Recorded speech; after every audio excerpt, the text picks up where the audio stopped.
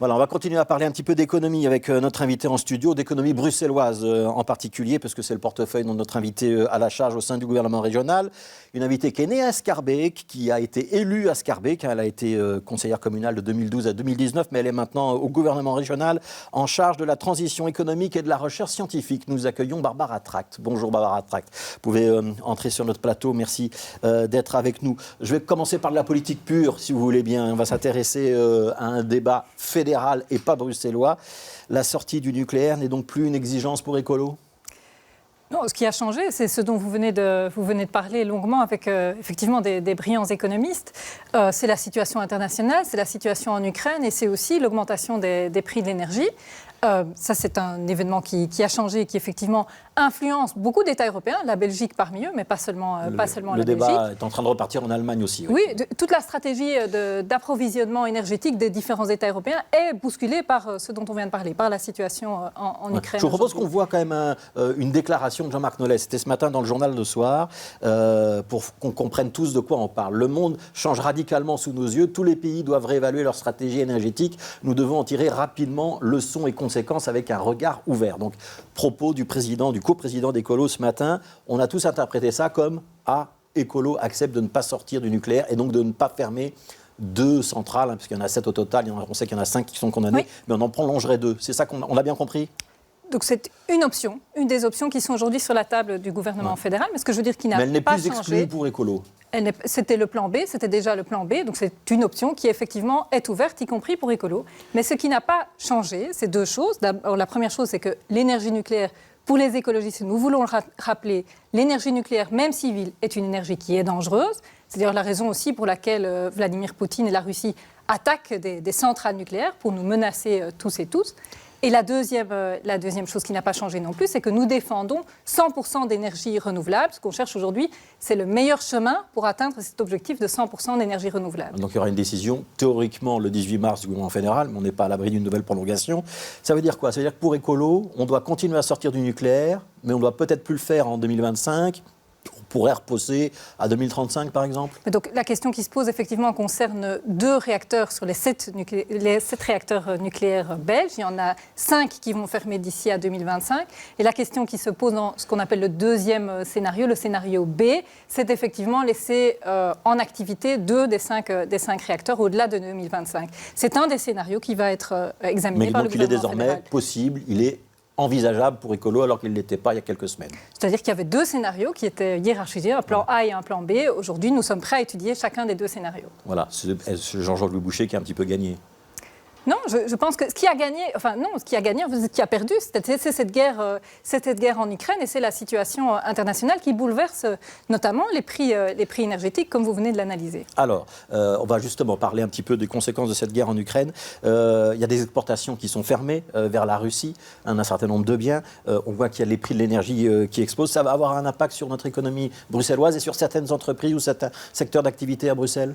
Alors, on a commencé à analyser effectivement les impacts de la guerre, des sanctions économiques d'une part, mais aussi des coûts de l'énergie sur nos entreprises. C'est mon collègue Pascal Smet, donc, qui est en charge du commerce extérieur qui s'en est chargé. On voit qu'en ce qui concerne les sanctions, l'impact sur les entreprises bruxelloises, les entreprises bruxelloises qui travaillent avec la Russie ou même les entreprises russes qui sont à Bruxelles, l'impact sera très limité sur les sanctions en tant que telles. Par contre, évidemment, sur l'augmentation du coût de l'énergie, là, on est dans des proportions qui sont totalement différentes. Ça veut dire qu'il va falloir aider certaines entreprises ? C'est possible à Bruxelles comme c'est possible dans les autres régions, mais on n'a pas à Bruxelles des entreprises qui sont aussi gourmandes en énergie qu'on en trouve dans les autres... On n'a pas de sidérurgie ou de métallurgie, par exemple, qui sont très énergivores. Mais avec une augmentation des prix, une flambée des prix, comme vous venez de le dire et de le démontrer, il y aura certainement des entreprises en difficulté. Alors, on va parler de complètement autre chose. Le passage en Côte Jaune, c'est une bonne nouvelle pour l'économie bruxelloise ? Ah oui, certainement, et attendu depuis longtemps. La culture, l'événementiel, les bars, les restaurants vont pouvoir fonctionner maintenant sans contrainte. Mais il y a quand même une nouvelle annonce qui est tombée juste avant les vacances de carnaval. C'est une promesse de 58 millions d'aides. Qui va en bénéficier ? Donc ce sont ceux et celles, les activités économiques qui étaient encore fortement touchées ces derniers mois par les mesures liées à la pandémie. Donc c'est certainement le cas des hôtels, des restaurants, des cafés, des activités sportives, des activités culturelles, de l'événementiel. sont des secteurs dans lesquels il y avait encore des restrictions ou dans lesquels le public n'allait pas encore de manière aussi volontaire qu'on espère qu'ils vont le faire à partir d'aujourd'hui et qui, depuis 2 ans, font face à des frais qui, eux, ont continué de tomber. Donc, il fallait encore les aider pour passer ce cap. Ouais, donc, c'est une nouvelle vague de 58 millions. Ce n'est pas la première. Et au total, vous savez combien on a mis d'argent sur la table, la région bruxelloise? Près de 700 millions. 700 millions au total en quoi, 5 vagues d'aides? Oui, il y en a eu plusieurs, parce qu'il y a eu des aides ciblées sur différents... Mais donc, le budget habituel des aides économiques aux entreprises, c'est 30 millions par an, donc pour donner un ordre de grandeur. Donc là, on a fait x20. Oui. Voilà.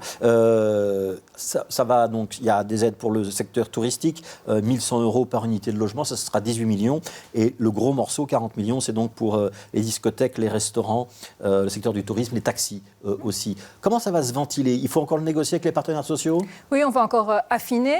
Ce qu'on va faire, c'est évidemment aider ceux qui ont le plus souffert, sans doute dans les quartiers qui sont les plus lourdement touchés encore, ou qui étaient encore lourdement touchés jusqu'à aujourd'hui. Ça veut dire le centre-ville, le quartier européen? On va toucher les entreprises qui ont les plus grandes pertes de chiffre d'affaires. C'est comme ça qu'on va les définir. Oui, donc ce sera par perte de chiffre d'affaires et pas par localisation de quartier. Il y a un secteur qui ne redémarre pas, par contre, c'est le secteur de l'hôtellerie. Et grosso modo, tout ce qui touche de près ou de loin aux touristes, ça reste un petit peu compliqué. Il va falloir une attention spécifique et éventuellement encore d'autres aides pour ce secteur-là?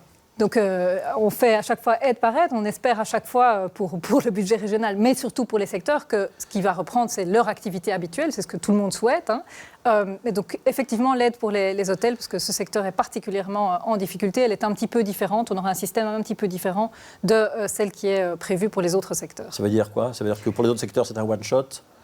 Non, ça veut dire que la manière dont on va calculer l'aide et sans doute l'envergure ou le montant de l'aide sera plus important pour ce secteur-là. Ouais. Est-ce qu'on peut se passer dans ce secteur-là du chômage économique qui est toujours en vigueur? Aujourd'hui, on va voir avec le code jaune et avec le retour des touristes à Bruxelles, tourisme de loisirs, mais aussi du tourisme d'affaires, s'ils peuvent reprendre leur activité. En tout cas, on monitor cette activité de manière extrêmement précise. Ouais. Alors, vous êtes secrétaire de la transition économique, c'est-à-dire qu'on avait démarré la législature avec l'idée qu'on allait accompagner un certain nombre de transition, donc de transformation de notre économie bruxelloise avec des aides spécifiques à des secteurs innovants ou qui facilitaient la transition climatique notamment. Il y a un peu de déception de voir que finalement l'essentiel de votre travail, ça aura été de jouer aux pompiers, si je peux me permettre cette expression? Non, parce qu'en fait, on a fait l'un et l'autre.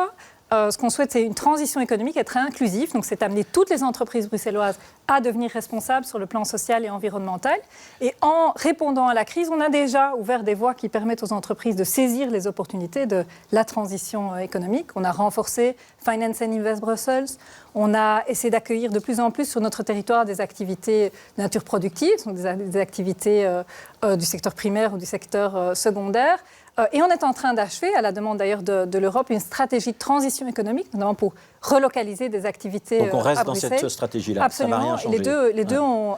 Et les aides liées au Covid et la transition économique ont été menées de concert. Je suis un entrepreneur, j'ai envie de voir si je peux avoir droit à ces aides. C'est quoi le bon réflexe? C'est toujours 18-19? C'est certainement le 18-19, oui, absolument. Donc ça, c'est le numéro et le système de contact avec l'administration. Merci beaucoup, Barbara Track. Merci d'avoir été avec nous.